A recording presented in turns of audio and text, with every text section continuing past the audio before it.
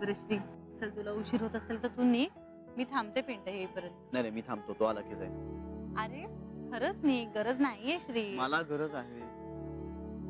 ऐक ना रे प्लीज. ऐकतोच तर आहे. लग्नानंतर नवऱ्याच्या हातात दुसरं उरतं काय? गप्प बसा.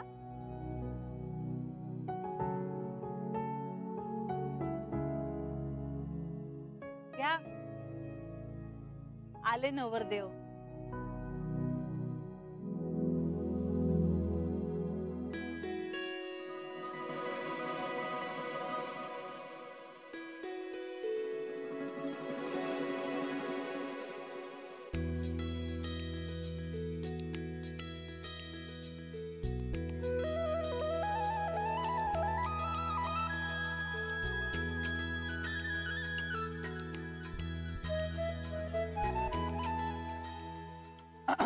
चला बहीण भावाचं चालू दे, मी निघतो. बरं भाऊजी. आणि आपण रात्री बोलू हा फोनवर. चलो बाय. Bye bye. बाय.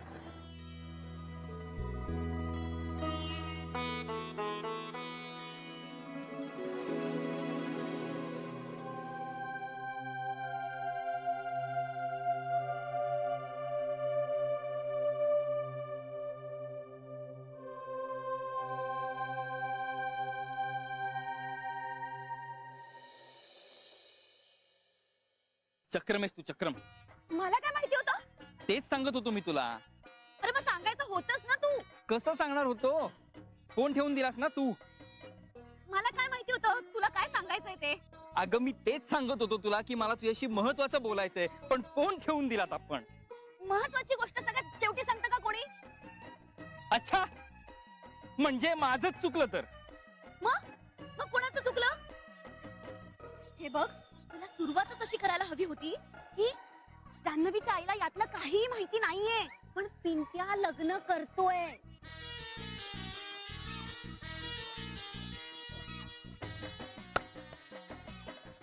चुकलं माझं. हा, चुकलं माझं. नेहमीच आहे तुझं. चूक तू करतोस आणि मग मला निस्तरावं लागतं. वा वा वा, हे छानच आहे. छान आहे हे. वा काय वा, यात वाव काय? तुझ्या मूर्खपणामुळे मी आज जान्हवीच्या आई समोर एक महत्वाची बातमी फोडणार होते माहितीये. आणि पिंट्याचं लग्न मोडलं असतं ना तर पातक माझ्या माथी लागलं असतं तुझ्या चुकीमुळे. ओ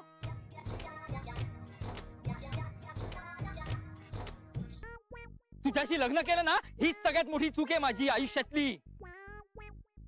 हो, आयुष्यात एकमेव बरोबर केलेली गोष्ट जर तुला चूक वाटत असेल ना, तर मला तुझी कीव करावीशी वाटते.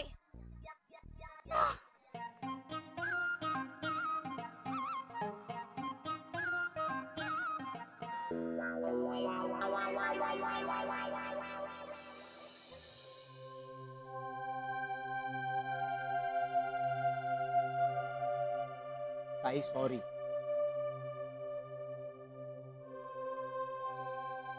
रागावलेस ना माझ्यावर? नाही रे, मग विचार करते कसला? या सगळ्याचा. यार तायडा, मी खरंच तुला हे सगळं सांगणार होतो, अगदी खरं. नाही नाही, त्याबद्दल नाही. मग कशाबद्दल? आई खूप सिरियस आहे. कशाबद्दल? पंतांनी तुझ्यासाठी आणलेल्या मुलीबद्दल. पण कशावरून? अंगठी घेतली आहे तिने तिच्यासाठी. अंगठी? मला एक 20-25 हजार रुपये हवे होते. कशाला? अरे सोनं घ्यायचंय. सोनं?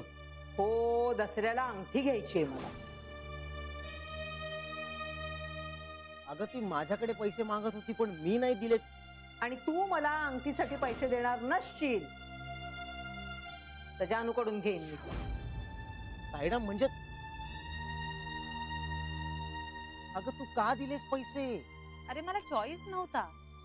अगं म्हणजे अरे श्रीचं नाव सांगून आधीच उधारीवर अंगठी घेऊन आली ती. अगं पण मग तू सांगायचंस ना माझ्याकडे नाहीयेत पैसे. अरे पण तो ज्वेलर श्रीला ओळखतो, मला नाही ओळखत, त्यामुळे तो श्रीकडे गेला असता ना पैसे मागायला. आई ना असंच करते नाही, हेच आवडत नाही मला आईचं. ती बोलतो तिच्याशी, तिला सांगतो ती अंगठी पण परत कर आणि तुला तुझे पैसे पण परत द्यायला सांगतो. अरे पिंट्या, प्रश्न पैशाचा नाहीये. नाही कसा ताई? हे बघ, ती या स्थळाबद्दल खूप सिरियस आहे आणि तिने पुढपर्यंत बोलणी केली आहेत असा अर्थ होतो या सगळ्याचा. हे बघ ताई, पण तिनं मला विचारून काहीही ठरवलेलं नाहीये. तरीही त्याचा त्रास तुला होणार हे लक्षात ठेव, आणि सुनीतालाही. त्या सगळ्याचा त्रास सहन करायला मी तयार आहे. फक्त ना माझी एकच रिक्वेस्ट आहे. काय? हे बघ, तू या सगळ्यापासून लांब राहा, म्हणजे तुझं नाव यात इन्व्हॉल्व्ह होता कामा नये.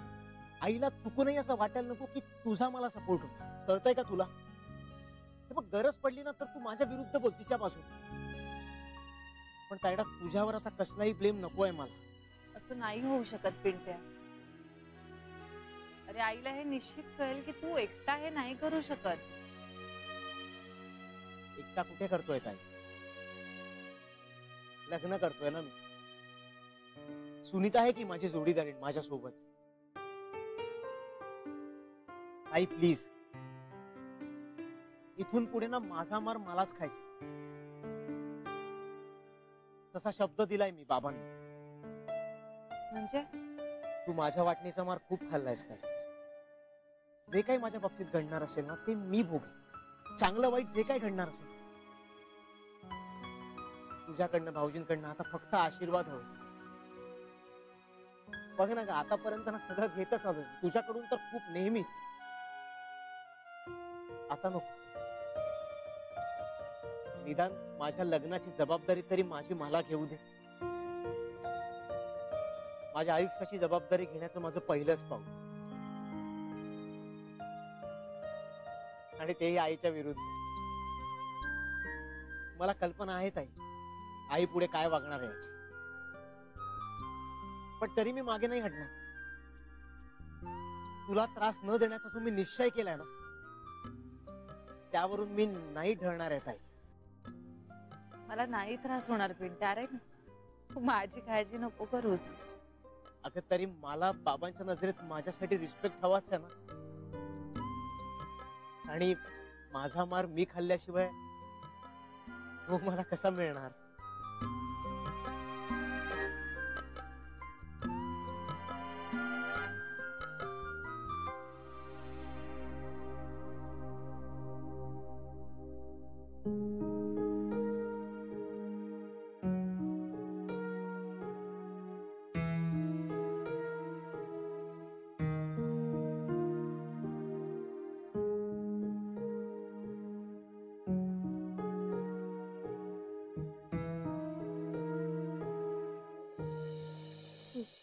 ज्ञानी जे जे कोणी, त्यातून गवससी चक्रपाणी. त्या अवघ्या मूर्खांनी शब्दवाद करावा.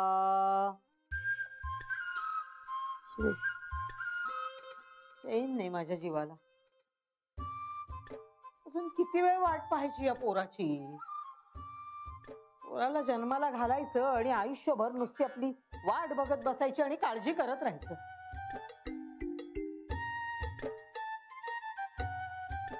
त्या भवानीला भेटायला तर गेला नसेल ना?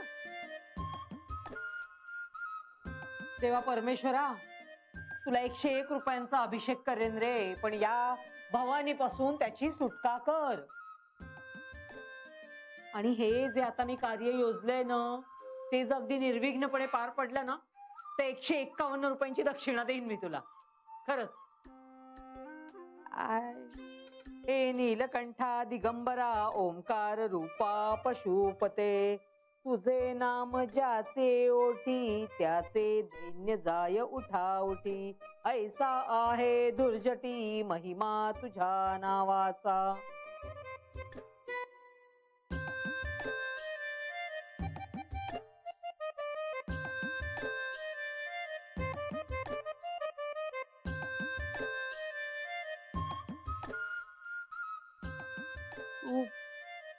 तू पूर्ण ब्रह्मा सौख्य धामा.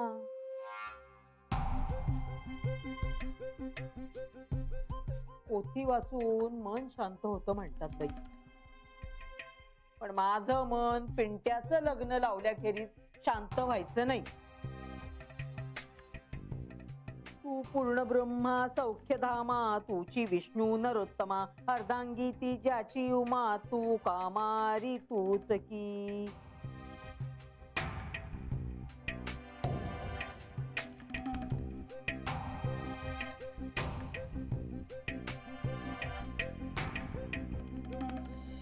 जान्हवी, पुरे आता. काय झालंय रडायला? एकदम असं भरून आल्यासारखं झालं रे श्री. अगो पण झालंय काय? पिंट्याचं लग्न होत आहे. मग ती चांगली गोष्ट आहे की, रडण्यासारखं काय त्यात? नाही नाही, रडत नाहीये मी. डोळ्यातून पाणी येतंय.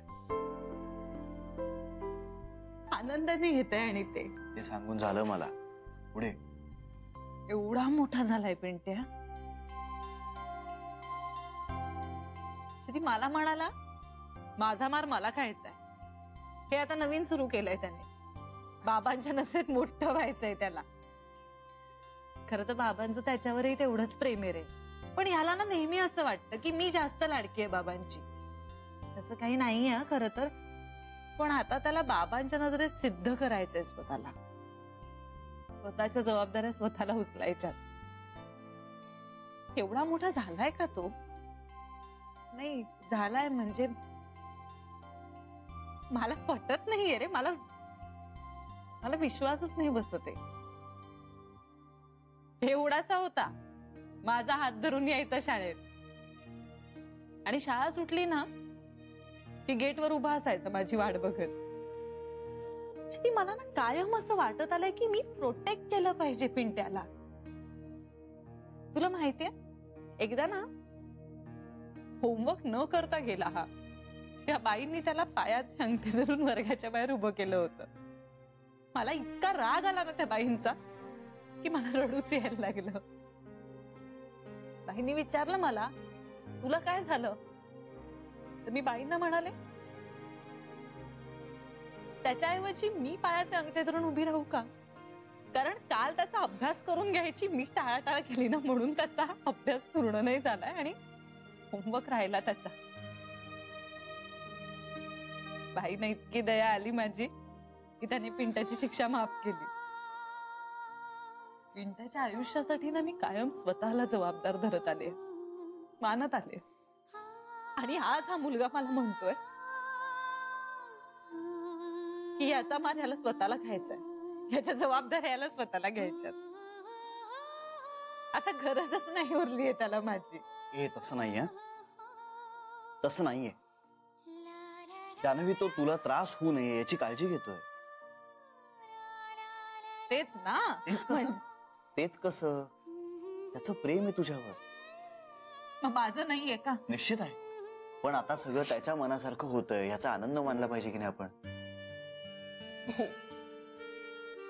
मग रडत बसायचं का आता? मी रडत नाहीये रे श्री. हो, डोळ्यातून पाणी येत आहे आणि ते आनंदाश्रू आहे. हो ना?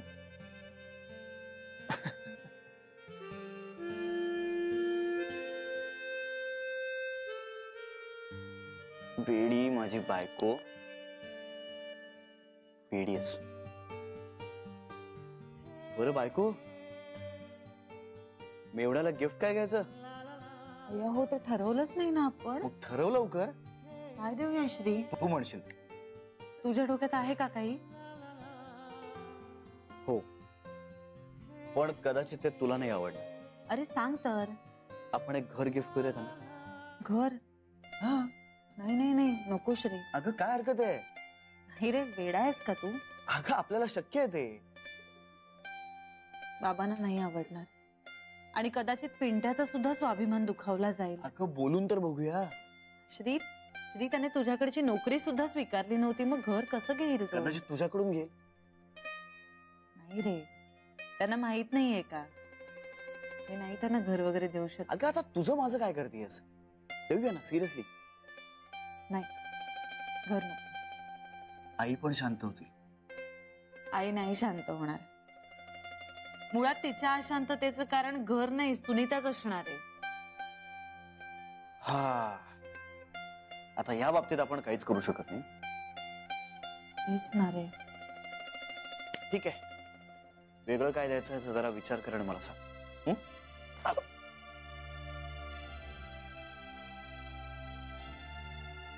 काय ग? थँक्यू श्री, कशासाठी? सगळ्यासाठी. काय आहे हा सौ? नाही रे, पण एवढं कुणीच कुणासाठी करत नाही. माझ्या बायकोच्या चेहऱ्यावर हसू येण्यासाठी ना मी जग इकडचं तिकडे करू शकतो.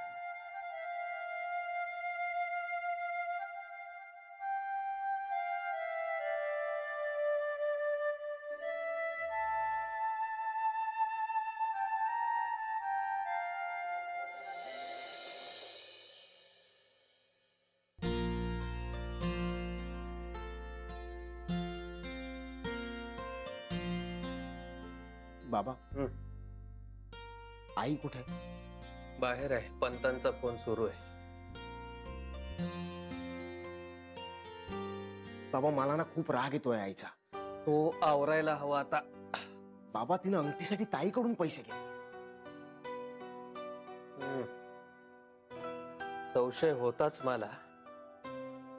बोलू मी तिच्याशी? नको. का? आत्ता कुठल्याही वादाला तोंड फोडायचं नाहीये आपण. बाबा, ही सगळं आपल्याला न विचारता ठरवत चालली. अरे ठरवू दे ना तिला काय ठरवायचंय ते. अहो पण बाबा, त्याशिवाय ती तोंडावर नाही पडायची आणि तिला अक्कल देखील यायची नाही. म्हणजे बाबा, हे बघ पिंट्या, लग्न होऊन सुनीताला घरात आणेपर्यंत आपण डोकं शांत ठेवायचं. उगाच वाद सुरू झाला, भडकाभडकी झाली, आपल्या तोंडून चुकून काही अधिक उणं बोललं गेलं तर सगळा प्लॅन फसला. आणि मुळात लग्न होईपर्यंत तू तिच्याशी जरा कमीच बोलत जा. जेवढा कमी बोलशील ना तेवढी संशयाला जागा कमी ठेवची. जास्त बोललास की फसलास, ती तुला कचाट्यात पकडणार. फार हुशार बाई आहे ती. धचा मा करण्यात तिचा हात कोणी धरणार नाही. काही दिवस आपल्याला जरा जपून राहायला हवं. त्यासाठी प्रसंगी कमीपणा घ्यायला लागला ना तरी मागे पुढे बघायचं नाही आपण. आपल्याला हवं ते करण्यासाठी तिला हवं ते करू देण्याशिवाय आपल्या पुढे गत्यंतर नाहीये. कळतंय का तुला? बाकी ताईला हे सगळं कळलं हे फार बरं झालं. तिला न कळताच तुझं लग्न लागलं असतं ना तर माझ्या मनाला चुटपुट लागून राहिली असती. खरंय बाबा तुमचं. पण बाबा, म्हणजे ताई अजिबात रागवलीच नाही. नाहीच रागवणार रे ती. तिच्यासाठी इगोपेक्षा नातं महत्वाचं आहे. फार मोठं मन आहे तिचं. त्यामुळे सगळ्यांच्या सगळ्या चुका समजून घेतल्यानंतर देखील तिच्या मनात सगळ्यांविषयी उरतं ते फक्त प्रेमच. या मुलीला जन्माला घालून आयुष्याचं सार्थक झालं माझ्या, असं वाटतं मला.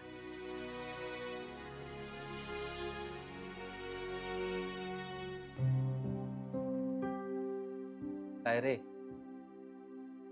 काय झालं? काही नाही. तरी पण तुमच्या बोलण्याचा विचार करतोय बाबा. कुठल्या बोलण्याचा? बाबा, तुमच्या मनात ताईबद्दल फक्त प्रेम नाहीये ना, खूप रिस्पेक्ट पण आहे ना. तिने कमावलाय रे तो तिच्या वागण्याने.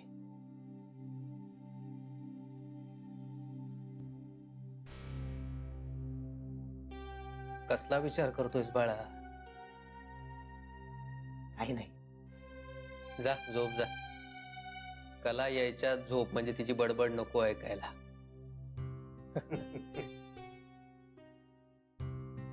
गुड नाईट बाबा. जा.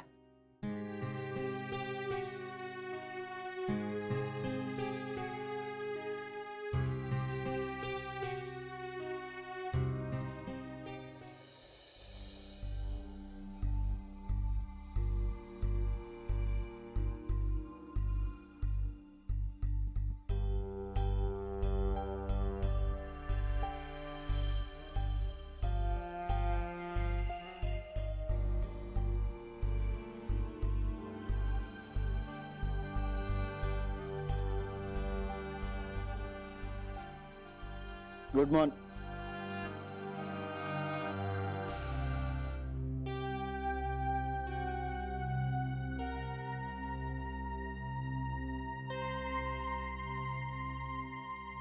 Good morning Mrs Sahasrabuddhe.